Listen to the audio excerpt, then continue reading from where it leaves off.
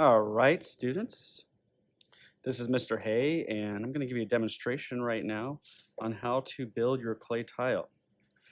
Before you build your clay tile, you should have a final draft 6 by 6 inch square piece of paper with your design on there. And you should have it exactly how you want your tile to look. If you have eraser lines or little mistakes like that, that's no big deal because this piece of paper gets thrown in the garbage at the end. You are going to receive 2 square pieces of clay, 6 by 6 inches. They should be leather hard, meaning they bend a little, you can cut them, but they don't flop. So you can see how they maintain their shape. Now one side of your squares, they might be a little bit messed up. So what you want to do is identify the best sides of your square that you want to work with. Before you start, you have to look at your design and decide what's going to pop up. Something has to pop up. This shape right here, I've decided is going to be raised up, and I'm going to engrave or inscribe the H right on that pop-up. I'm also going to make these letters pop up, and I think I will inscribe or engrave the circles. But you might do it differently, so make sure you're clear in your own mind what you would do with your design. First, you want to select which tile is going to be your base tile, and I think this one looks nice, so I'm going to make that my base tile.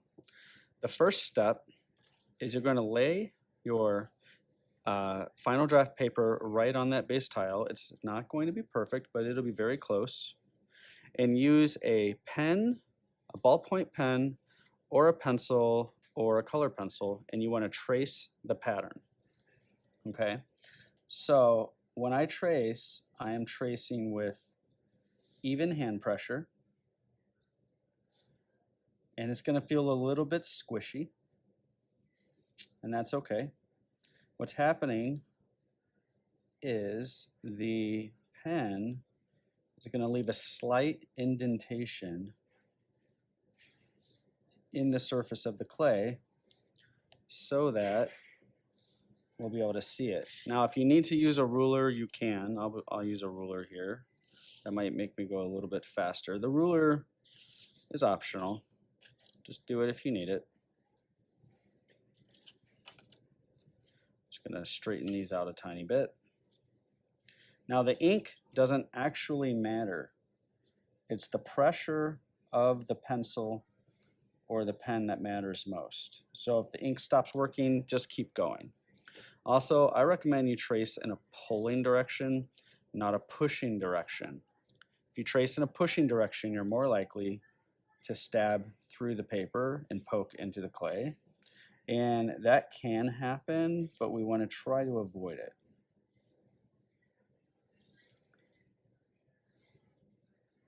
Okay. I'm going very quickly because I have a lot of experience and practice. You can go a little bit slower.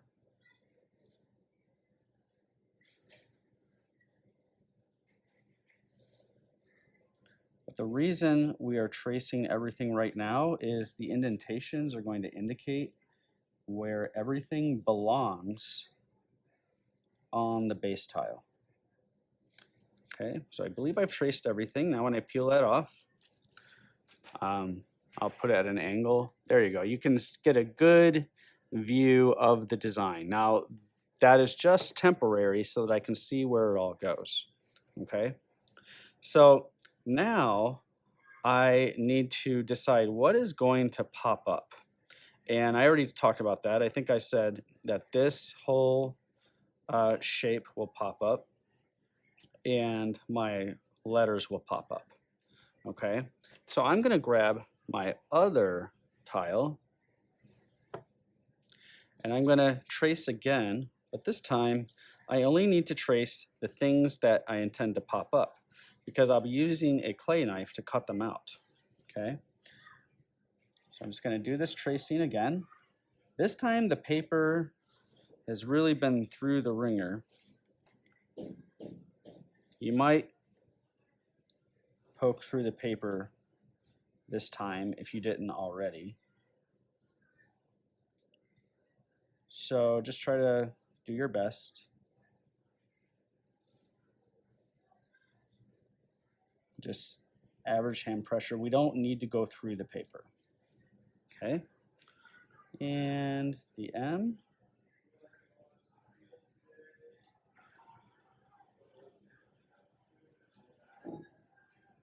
Just like this, good. And the A. Now I'm not going to trace the circles because I intend for them to be engraved on the base tile. So I don't need to trace them here. Now when I lift that up, I can see these are the three things I intend to cut out with the clay knife and attach where they go to the base tile, okay?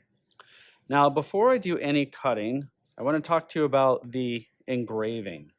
Engraving is where we sort of draw into the clay, leaving a three-dimensional groove of that line. You can engrave things on the base tile, such as these circles. You can also have things engraved on the popped up pieces, such as this shape here. I'm going to engrave the H. So right now, before I do any cutting, I like to do all the engraving. So I'm going to show you how to do that. I think the best way to engrave on this project is to use a regular pencil, okay? We're not going to be drawing with pencil lead. We're going to be using this as a tool. So I'm going to engrave just the H inside this popped up piece that I'm going to cut out later. The technique is to hold the pencil at a low angle, and I can see the tracing, a low angle, and we're going to pull like that. It's going to create a nice little groove. Let me see if I can zoom in here. Okay, I'm going to zoom in here. There we go. I'll have to remember to zoom out. Now I'm going to turn my tile so that I can maintain that pulling position. Now right here, I got a weird little turn. So I'll pause, rotate the tile. You can see how I'm treating the pencil. I would not draw this way. I'm using the pencil as a tool. Now, depending on the firmness of the clay will determine your pressure, but you're not trying to go really deep. Remember, the tile is only a 1/4 inch thick. We're not trying to cut this out. Now, some people get confused and they think they need to do this using this needle tool right here. And we don't want to use a needle tool for this step because the needle tool doesn't leave a deep enough groove and it doesn't end up looking very attractive. And we want to have good production quality and craftsmanship. Okay, so I'm going to get this part a little bit better. So that's what I want to see when I'm engraving. So let me set that off to the side because now is the time to do any engraving on my base tile too. And I'm not going to engrave the H, that's going to be on the pop-up. I'm not going to engrave the M and the A because they're going to be cut out and popping up. I did say I was going to engrave these circles, okay? Now, another way that you might have to do it is like this. Rather than that low angle, it's hard to pull a circle like that. I can hold my pencil kind of vertical and sort of plow through the clay a little bit. And that creates these odd scraggly bits that I don't like. But sometimes you can't get around it. So what you do is you brush off the scraggly bits like that. And then you carefully and gently just pass the pencil back through to clear those scraggly bits off. And you can see there's some on the end of my pencil. I'm just going to pick that off. And that's another way you can engrave is you can hold your pencil just a little bit higher and you're picking the clay off of the pencil. Then you brush off the scraggly bits and you can see it's kind of blocking that path again. So I'm just going to gently move my pencil back through the groove. And then that looks a lot cleaner, okay? And I got 2 more circles to do here. So just to recap, this is how you engrave. Now, you might not engrave anything at all on your design. Everybody's will be a little bit different. For example, I could have just made everything pop up.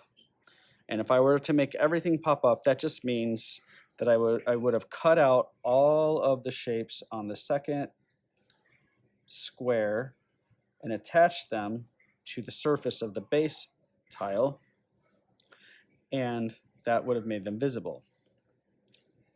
Looks like I have a little bit of cleaning up to do right here.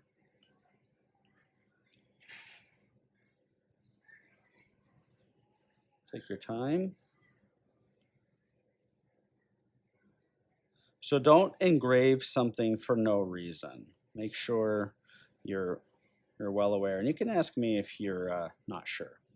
Okay, so here we go. I'm going to zoom back out a little bit. There we go. All right, so I've got my base tile. Everything's traced. My circles are engraved. I have traced all the things that I want to pop up on the second square and engraved anything that needed to be engraved. I do recommend engraving before you do any cutting. Now we're going to transition to cutting. When we cut clay, we want to use the clay knife, okay? This looks scary. It's not that bad. It's about as scary as a butter knife, and it has an edge to it, so we do want to be careful, okay? It has a rounded tip, so that's going to allow me to pull it along the desk without damaging the desk. When we walk around the room, we point this to the floor, and we don't talk with it in our hands. We are very safe. We treat it like it's a steak knife at home, and we're very careful. So now I'm going to talk to you about how do we cut these out, okay? And this first bit of advice is very important. The first thing you want to do is, knowing that I'm going to cut out the M, the A, and this big shape, I want to separate them apart. So the way I hold the knife is I'm going to hold it down low like a pencil against the table, but vertical, not at an angle, but vertical. And I'm going to move the knife through the leather hard clay and separate the pieces away from one another. So I got the A off to the side there, and I'm going to get the M off to the side here. Okay, so now I can cut each one out one at a time without the other ones being in the way. Okay, all right, so let's put our attention on this shape right here. So let me go ahead and zoom in. Okay, so there's a very, very important mantra you need to remember. Don't cut the shape out of the clay, cut the clay away from the shape. For example, the hard way to do this would be if I tried to cut around the whole shape and then pop it out. I wouldn't do that. That's really hard to do neatly. Rather, I'm going to cut clay away from the shape. So I can see the indentation.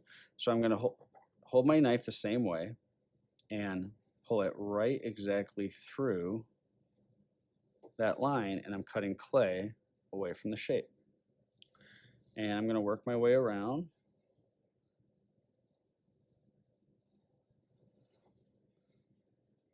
Like that. And then I'll cut clay away this way. And I'm just going to keep going. Now, look at my left hand. I'm going to use my thumb to sort of support the clay so it doesn't tear. I'm not going to cut myself. I'm being careful, and you should be careful too. Support the clay because at the end it might tear.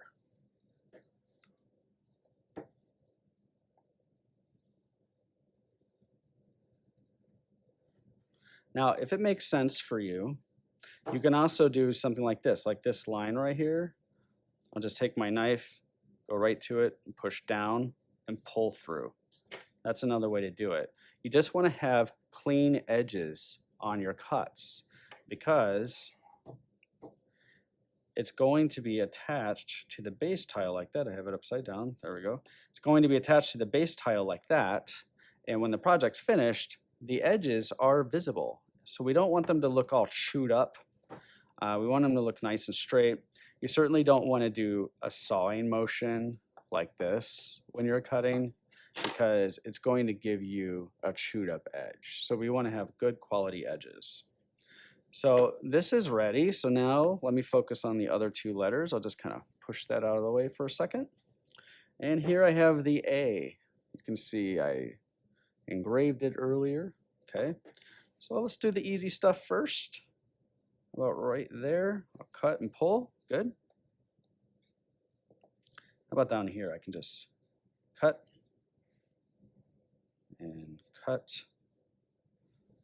And I'll just get that clay out of my way. There we go. Now there's a little wedge in here. I could either cut this way and that way like a pie, or sometimes it's easier to plant the knife right in there and cut in an outward direction. Like that. And then that will lift out. And these smaller pieces, you got to really support that clay. There we go. Cutting clay away from the letter. Or I could do this move again, right? Cut and pull. There we go. All right, now this letter A, it has that little triangle right there. And I could use my knife and cut that out, and I can help you with that if you need help. For me, though, it's so small, I'm actually just going to engrave it like this. And I think that that does the trick so that we can just see it, okay?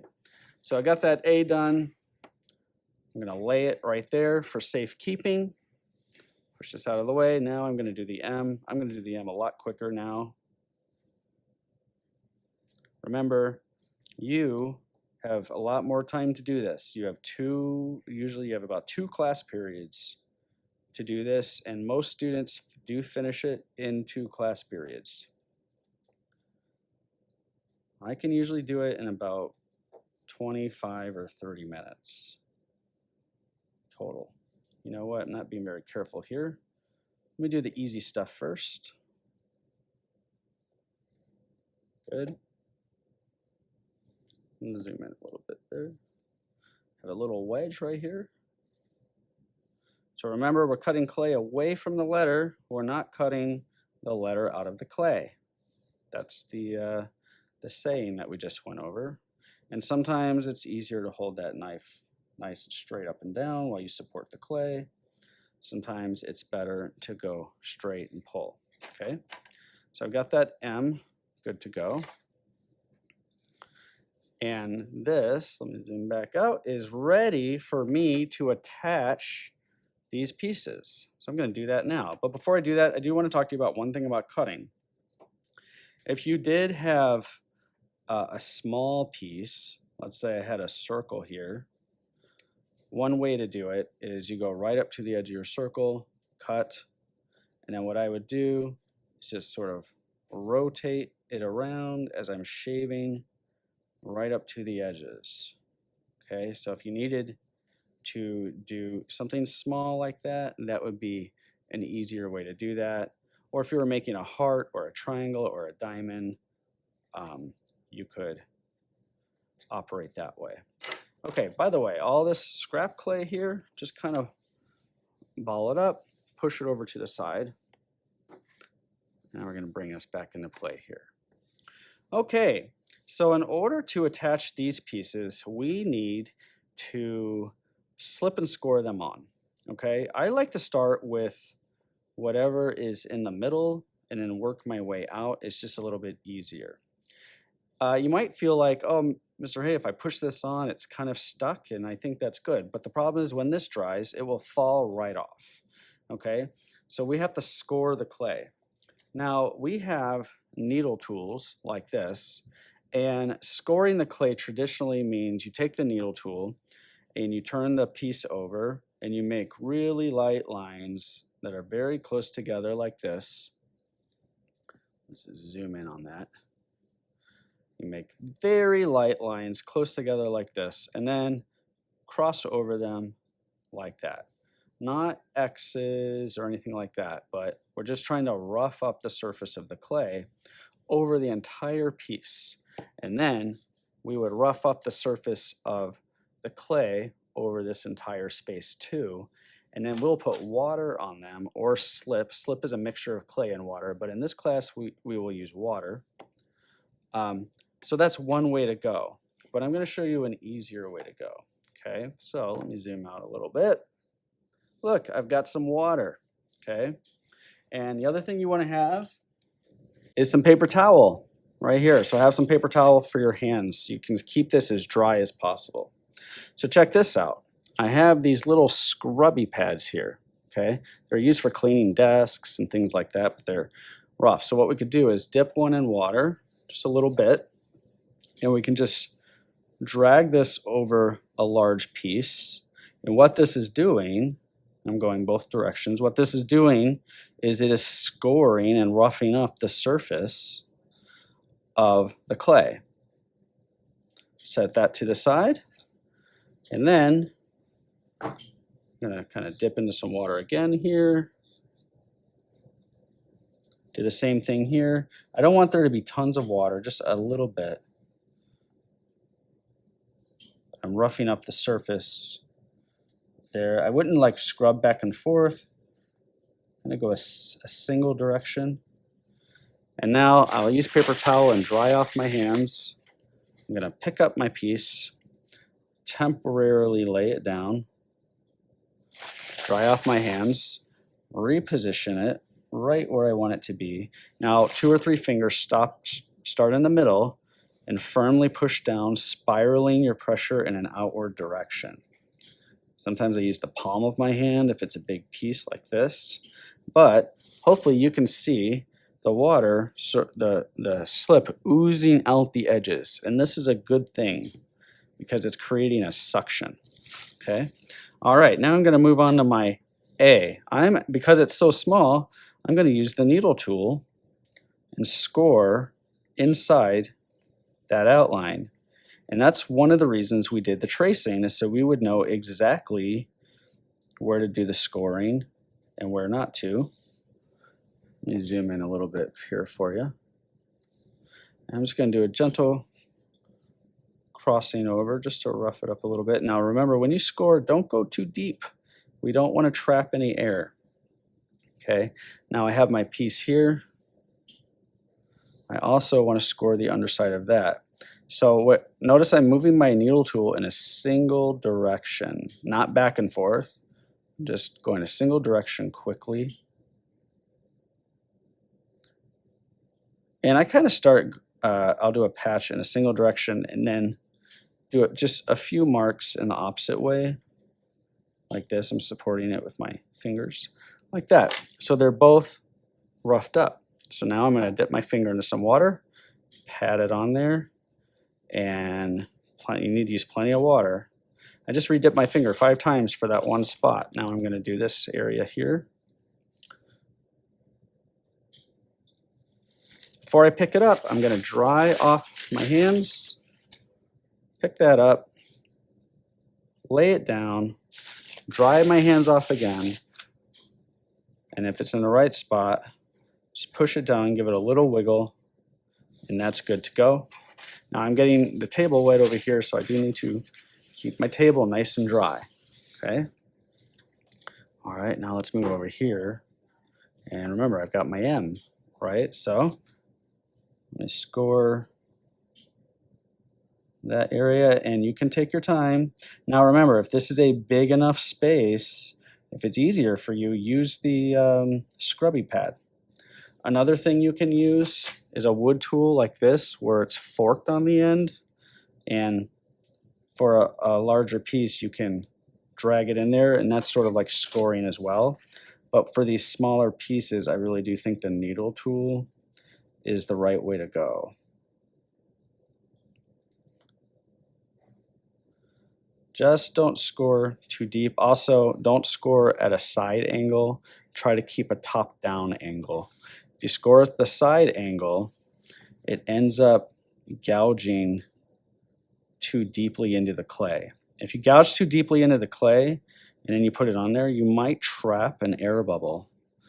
And as many people probably know who's done clay before, if there's air bubbles, when I put the dried up tile in the kiln heats up to 1800 degrees, and that little pocket of air will expand in the heat, and it will have to escape.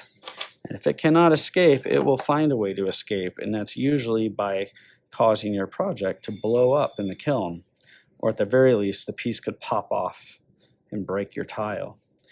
If it's a big enough air bubble or violent enough in the kiln, it could also damage other projects around it. All right, so I'm patting that water on there. I'm gonna dry my fingers off before I even pick it up.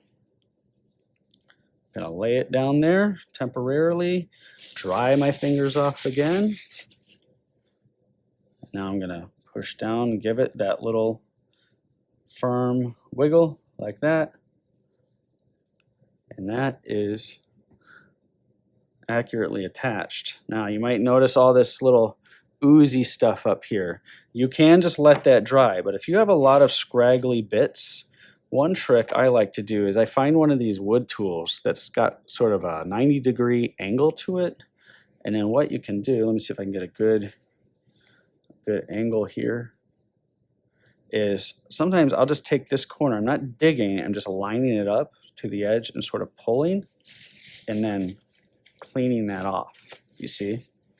And so if you just have any weird little scraggly bits that you want to remove, that would be one way to do that, okay? Finally, when this project's finished, you have to label it on the back. So I'm right-handed, so I put it in my right hand, put my left hand on top, and I flip it over.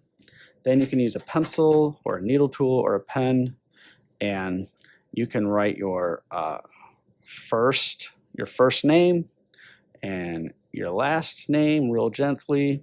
You write your period, probably period 9 or 10, and then you write your X block teacher's name on it like that. You brush off all the scraggly bits, and then I or your teacher will have a place for you to put these to dry. All right, so I hope you enjoy this process, and we'll be starting this as soon as possible. Have a good day.